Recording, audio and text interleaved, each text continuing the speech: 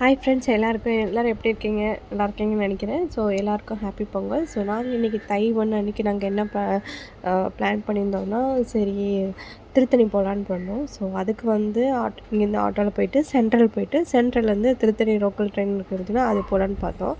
So அப்படியே பிடிச்சிட்டு train ஏறி போயிட்டு வந்துட்டு திருத்தணி ரயில்வே ஸ்டேஷன் வந்துட்டு அவங்க ஆட்டோ பிடிச்சி போனோம். ஸோ ஆட்டோக்கு வந்து எப்படியும் மேலே கொண்டு போய் விடுறதுக்கு 200 ருபீஸ் கேட்குறாங்க. ஸோ ஏன்னா ரஷ்ஷில் பண்டிகை டைம்ல அதனால் கேட்குறாங்க.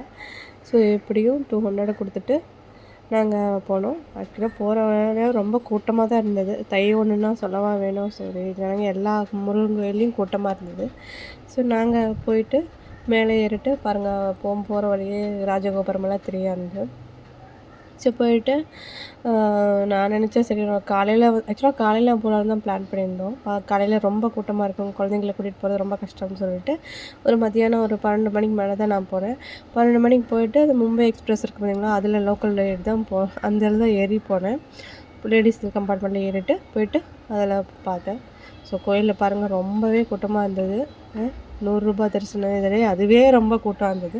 இப்போ பொது தரிசனம்லாம் ரொம்ப இதாக இருந்தது. ஸோ நானும் 100 ருபீஸ் கொடுத்து தான் போனேன். ஏன்னா குழந்தைங்கள வச்சுட்டு பார்க்க முடியாதுன்னு சரி 100 ருபீஸ் கொடுத்துட்டு பார்த்துட்டு உள்ளுக்கு அங்கே போனால் கர்ப்பகிரகத்துக்கெல்லாம் போனால் அங்கே வந்து ரொம்ப ரஷ்ஷாக இருந்தது. ஸோ அப்படியே பார்த்து சாமி கும்பிட்டு வெளியே வந்துட்டு ராஜகோபுரம் இருந்தது, அதை கும்பிட்டுட்டு அப்புறம் அப்படி இந்த பக்கம் நான் எடுத்துகிட்டு இருந்தேன்.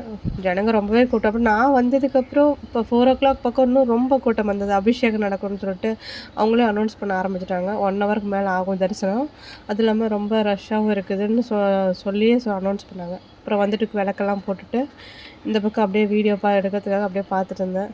ஸோ அப்போவே இந்த 4 மணி பக்கமே ஒரு மாதிரி லைட்டாக குளிரும் இதுவும் அடிக்க ஆரம்பிச்சிச்சு. ஸோ அப்படியே எடுத்துகிட்டு பார்த்துட்டு இருந்தேன். அப்புறம் வெளியே வந்துட்டு இந்த பக்கம் பார்த்தீங்கன்னா இப்போ ராஜகோபுரத்துக்கு லெஃப்ட் சைடில் வந்து பிரசாதம் எடுத்துகிட்டு இருந்தாங்க. அப்புறம் ஆளுக்கு லட்டு, சக்கரை பொங்கல், இதெல்லாம் அதிரசம் இதெல்லாம் வாங்கி சாப்பிட்டுட்டு அப்படியே உட்காந்துட்டு அப்படியே பார்த்துருந்தா ரொம்ப இன்னும் வர 4:30க்கு மேலாம் ரொம்ப கூட்டம் வந்து இருந்துச்சு. நீங்கள் பார்த்தாவே தெரியும் பாருங்கள், ரொம்ப கூட்டமாக வந்து ஜனங்களாக உட்காந்துட்டாங்க. ஆக்சுவலாக அந்த க்யூ வந்து அங்கே வரையும் வந்தது, வெளியே வரையும் வந்திருந்தது. அப்புறம் க்யூ எடுத்துகிட்டு நானும் விளக்கெல்லாம் நல்லா போட்டு கும்பிட்டுட்டு அப்படியே ஃபோட்டோலாம் எடுத்துகிட்டு அப்புறம் முன்னாடி இருக்க வேல் இருக்குல்ல, வேலை அதுவும் அப்புறம் அதெல்லாம் கும்பிட்டுட்டு கோயில் அப்படியே ஒரு சுற்றிட்டு அப்படியே வந்துட்டோம். அப்புறம் வந்துட்டு வெளியே வந்து சரி கொஞ்சம் பாப்பாங்க ஏதோ பொம்மைங்கள்லாம் ஏதோ வாங்கணுன்னாங்க, அதை வாங்கிட்டு அப்படியே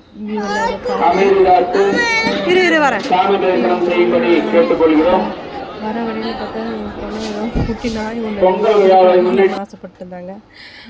அது கூட விளாண்டுட்டு அப்படியே வந்துட்டு கீழே போயிட்டு பொம்மையெல்லாம் வாங்கிட்டு கிளம்பியாச்சு. கீழே வந்துட்டு காஃபி குடிச்சிட்டு திருத்தணி லோக்கல் ட்ரெயின் திருப்பி 6:30க்கு இருந்தது, அதில் கிளம்பி வந்தாச்சு. டாட்டா பாய், இன்னொரு வீடியோவில் பார்க்கலாம்.